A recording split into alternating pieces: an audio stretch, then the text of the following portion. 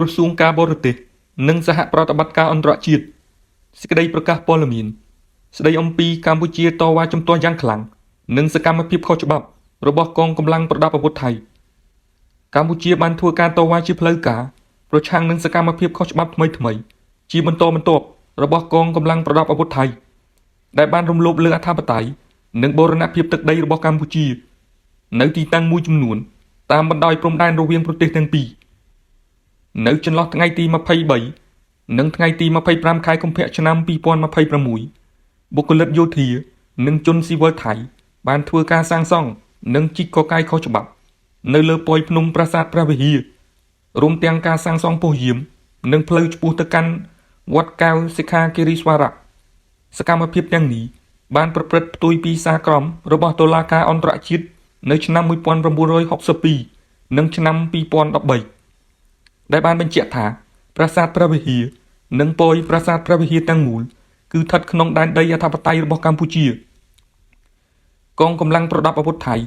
និងព្រះសង្ឃថៃក៏បានបន្តសាងសង់ព្រះពុទ្ធរូបដ៏ធំមួយអង្គនៅតំបន់បូស្បូវជាំតែ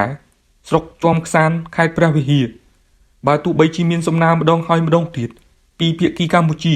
ឲ្យបញ្ឈប់ការងារសាងសង់នេះដែលបានចាប់ផ្ដើមនៅថ្ងៃទី7ខែមីនាឆ្នាំ2026ក៏ដោយរហូតមកដល់ពេលនេះកងកម្លាំងប្រដាប់អាវុធថៃនៅតែបន្តសាងសង់ហេដ្ឋារចនាសម្ព័ន្ធអចិន្ត្រៃយ៍នៅក្នុងតំបន់ប្រាសាទតាក្របីរួមទាំងផ្លូវបេតុងជណ្ដើរដែកនិងរូបសំណាកព្រះពុទ្ធក្នុងបំណងបង្កើតជាតំបន់ទេសចរណ៍និងទីតាំងយោធាសកម្មភាពខុសច្បាប់ស្រដៀងគ្នានេះក៏បានកើតឡើងនៅតំបន់ជុំអង្គុញនិងដើមត្រាំងខេត្តឧត្តរមានជ័យដែលកងកម្លាំងថៃបានធ្វើការដំឡើងទង់ជាតិនិងសាងសង់ផ្លូវបេតុងសកម្មភាពដែលរំលោភលើអធិបតេយ្យនិងបូរណភាពទឹកដីរបស់កម្ពុជាទាំងនេះ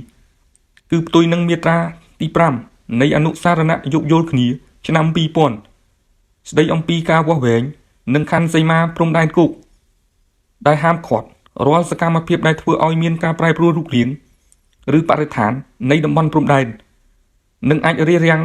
ដល់ការងាររបស់គណៈកម្មការចម្រុះខណ្ឌសីមាព្រំដែនគោកសកម្មភាពទាំងនេះក៏ផ្ទុយនឹងស្មារតីនៃសេចក្តីប្រកាសរួមនៃកិច្ចប្រជុំពិសេសលើកទី3របស់គណៈកម្មការព្រំដែនទូទៅចុះថ្ងៃទី27ខែធ្នូឆ្នាំ2025ផងដែររាជរដ្ឋាភិបាលកម្ពុជា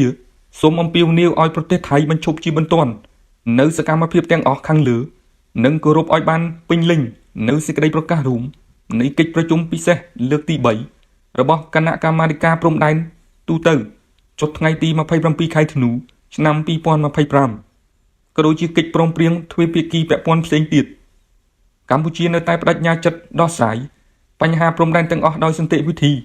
ស្របតាមច្បាប់អន្តរជាតិនិងកិច្ចព្រមព្រៀងទ្វេភាគីដែលបានមានស្រាប់ទន្ទឹមនឹងនេះប្រកាន់ភ្ជាប់យ៉ាងម៉ឺងម៉ាត់នៅគោលការណ៍ថាព្រំដែនមិនត្រូវបានផ្លាស់ប្ដូរដោយកម្លាំងឬដោយស្ថានភាពដែលបង្កើតឡើងជាឯកតោភាគីនោះឡើយថ្ងៃសុក្រ10រោចខែផលគុណឆ្នាំម្សាញ់សប្តាស័កពុទ្ធសករាជ2569រាជធានីភ្នំពេញត្រូវនៅថ្ងៃទី13ខែមីនាឆ្នាំ2026ពីខ្ញុំបាទសេងខ្មែរ